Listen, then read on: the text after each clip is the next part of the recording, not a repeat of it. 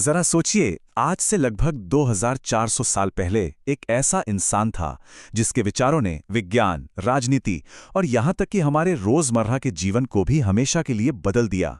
वो थे अरस्तू, और उनकी सोच आज भी हमें रास्ता दिखाती है। मतलब उनका ज्ञान किसी एक दायरे में बंधा हुआ नहीं था। उन्होंने ज्ञान के लगभग हर मैदान को छुआ और उसे एक नया आकार दिया। तो चलिए उनकी इस अद्भुत यात्रा को समझते हैं। हम अरस्तू के जीवन के 5 अहम पड़ावों से गुजरेंगे, उनकी ज्ञान की शुरुआती खोज से लेकर उनकी उस विरासत तक जो आज भी जिंदा है। बात है आज से करीब 2400 साल पहले की, 384 ईसा पूर्व की।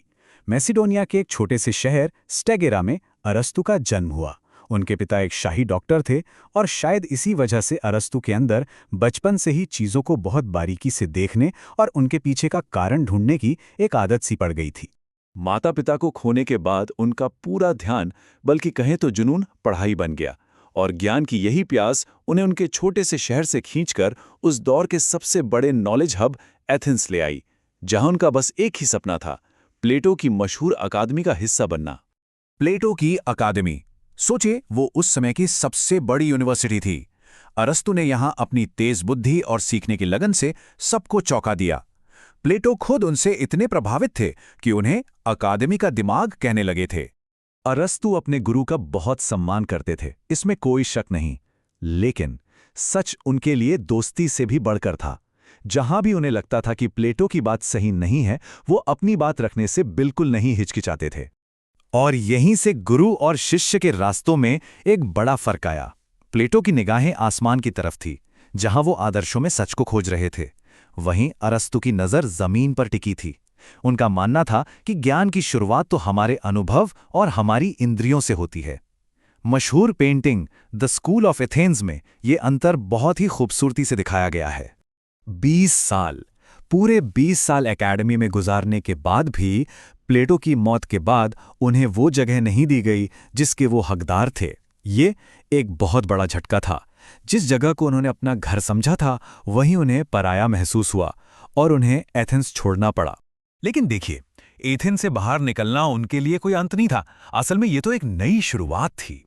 अब वो किसी गुरु के साये में नहीं थे, अब वो आजाद थे, अपनी मर्जी से दुनिया को देखने और समझने के लिए। लेस्बोस द्वीप पर आकर जैसे उनके अंदर का वैज्ञानिक जाग गया हो। उन्होंने समंदर के जीवों पर इतना गहरा अध्ययन किया, इतना सटीक काम किया कि अगले 2000 सालों तक बायोलॉजी में कोई भी उन्हें टक्कर नहीं दे पाया।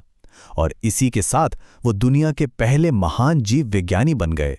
लेकिन अरस्तू को क्या पता था कि जब वो समंदर के जीवों की दुनिया में डूबे हुए थे, तो दुनिया की सबसे बड़ी राजनीतिक शक्ति की नज़र उन पर थी।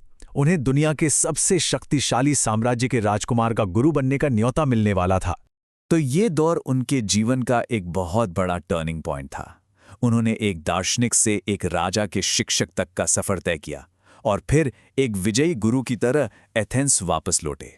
लगभग 50 साल की उम्र में अरस्तू एक बार फिर एथेंस लौटे, लेकिन इस बार वो एक स्टूडेंट बनकर नहीं, बल्कि दुनिया के सबसे ताकतवर राजा के गुरु बन के लौटे थे, अपनी एक अलग विरासत बनाने के लिए। लाइसियम प्लेटो की अकादमी से बिल्कुल अलग था। जहां अकादमी में सिर्फ अमूर्त विचारों पर बहस होती थी, वहीं लाइसियम में हर चीज को परखा जाता था, जांचा जाता था। ये विज्ञान, जीव विज्ञान, इतिहास और असल अनुभव पर टिके ज्ञान का मंदिर था। सच कहें तो ये एक स्कूल से कहीं ज्यादा दुनिया का पहला रिसर्च सेंटर था। लाइसियम में ही अरस्तू ने लॉजिक को, मतलब तर्कशास्त्र को, एक व्यवस्थित विज्ञान बना दिया। उन्होंने सिलोगिज्म का सिद्धांत दिया, जो सही तरीके से सोचने और बहस करने का एक फॉर्मूला है। जैसे कि पहली बात, सभी इंसान नश्वर हैं। दूसरी बात, सुकरात एक इंसान है। तो नतीजा क्या निकला? नतीजा ये कि सुकरात नश्वर है। यह सोचने का एक ऐसा ढांचा है जो हमें सही नतीजे पर पहुंचना सिखाता है। अरस्तू ने असलियत को समझने का एक और कमाल का फ्रेमवर्क दिया, 4 कारण। उनका मानना था कि किसी भी चीज को पूरी तरह समझने के लिए हमें ये जानना होगा कि वो किस चीज से बनी है, उसका डिजाइन कैसा है, उसे बनाया किसने है और आखिर में उसका मकसद क्या है। तो अरस्तू ने सिर्फ बाहर की दुनिया को नहीं समझा, उन्होंने इंसान के अंदर की दुनिया के भी सबसे गहरे सवालों के जवाब ढूंढे। और कमाल की बात यह है कि उनके दिए जवाब आज भी उतने ही मायने रखते हैं। अरस्तू ने पूछा कि आखिर हम सबके जीवन का असली मकसद क्या है? उनका जवाब था यूडेमोनिया। अब देखिए, इसका मतलब सिर्फ पल भर की खुशी नहीं है, ये उससे कहीं ज्यादा गहरा है। ये एक ऐसा सार्थक और उद्देश्यपूर्ण जीवन जीने से मिलने वाला गहरा सुकून है जो हमेशा साथ रहता है। तो सवाल यह है कि ये सच्ची खुशी, ये यूडेमोनिया मिलेगा कैसे? अरस्तु ने इसका एक बहुत ही प्रैक्टिकल रास्ता बताया, गोल्डन मीन, यानी सुनहरा मध्य मार्ग। उनके मुताबिक हर अच्छी आदत दो बुरी आदतों के बीच का संतुलन है। जैसे सच्चा साहस ना तो कायरता है और ना ही बेवकूफ़ी भरी दिलेरी, बल्कि इन दोनों के बीच का एक समझदारी भरा संतुलन है। अरस्तु ये भी जानते थे कि एक अच्छा इंसान तभी बन सकता है जब वो एक अच्छे समाज में रहे। तो उन्होंने 158 अलग अलग संविधानों को पढ़ा और फिर सरकारों का वर्गीकरण किया। उनके हिसाब से सबसे अच्छा सिस्टम था पॉलिटी, यानी एक संवैधानिक गणतंत्र। अरस्तु का मानना था कि एक मजबूत और बड़ा मिडिल क्लास ही अमीरों के लालच और गरीबों की हताशा के बीच संतुलन बना सकता है, जिससे समाज में स्थिरता आती है। लाइसियम में उनका काम ऊंचाइयों पर था, लेकिन फिर सिकंदर की अचानक मौत ने सब कुछ पलट कर रख दिया।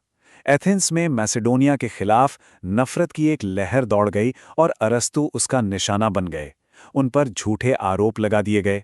सुकरात के साथ जो हुआ था वो अरस्तु ने देखा था। वो जानते थे कि एक गुस्साई भीड़ के आगे तर्क बेकार है।